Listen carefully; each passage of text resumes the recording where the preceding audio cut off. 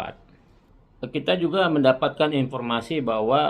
penetapan tersangka pihak LM merasa ada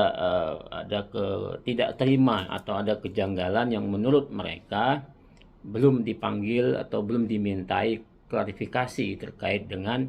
apa yang disangkakan. Menurut hemat kami, pola-pola seperti itu bisa dilakukan oleh saudara LM yang bisa melalui kuasa hukumnya untuk mengajukan pra peradilan. Saya pikir itu menjadi hal yang biasa karena bagaimanapun juga sebagaimana keputusan Mahkamah Konstitusi tahun 2014 kemudian KUHP terkait dengan pasal 77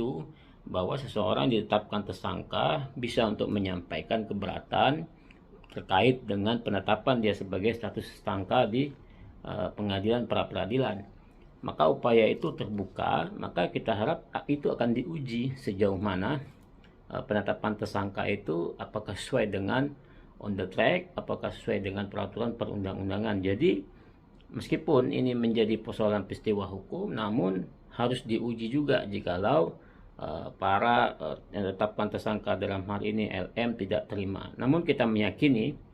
penyidik Polda Sumatera Selatan sudah meyakini bahwa ini adalah dua alat bukti yang cukup, maka barang tentu kita mendukung itu. Dan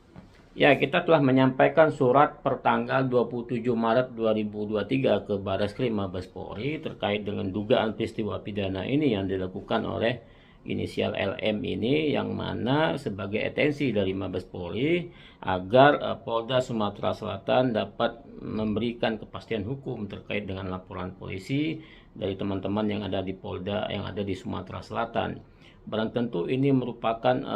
atensi ataupun apresiasi khusus yang kita sampaikan agar pola-pola ini tidak terjadi lagi, sehingga tidak sembarang orang untuk melakukan hal-hal yang bersifat konten media sosial yang menyinggung perasaan-perasaan umat beragama. Maka dari itu penting bagi kami sebagai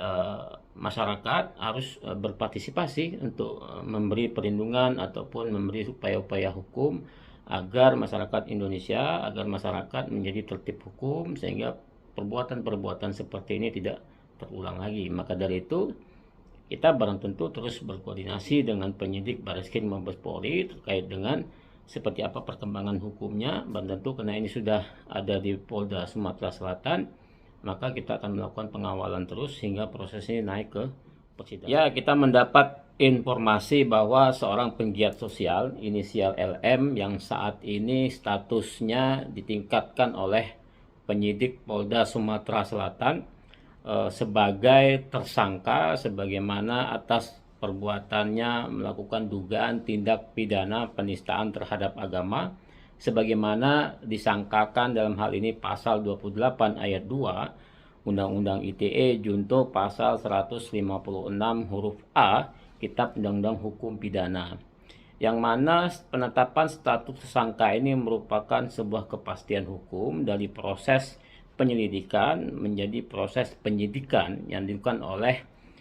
penyidik Polda Sumatera Selatan. Dalam hal ini kami mengapresiasi atas apa yang telah dilakukan oleh kawan-kawan penyidik Polda Sumatera Selatan yang merupakan upaya hukum untuk menemukan peristiwa pidana yang sebagaimana disebutkan di dalam pasal 184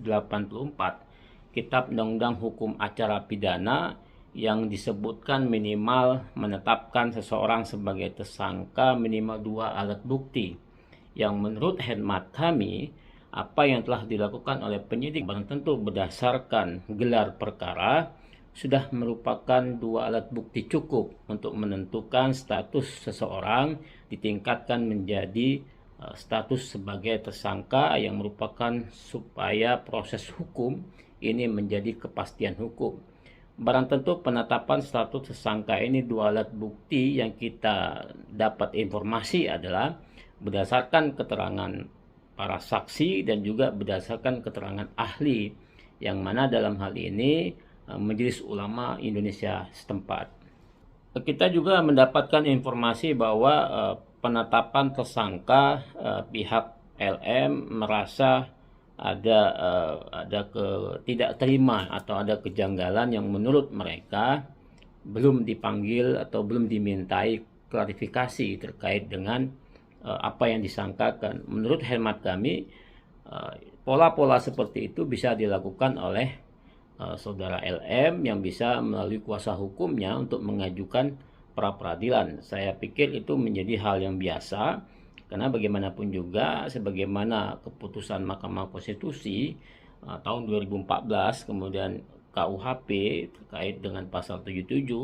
bahwa seseorang ditetapkan tersangka bisa untuk menyampaikan keberatan terkait dengan penetapan dia sebagai status tersangka di pengadilan pra peradilan.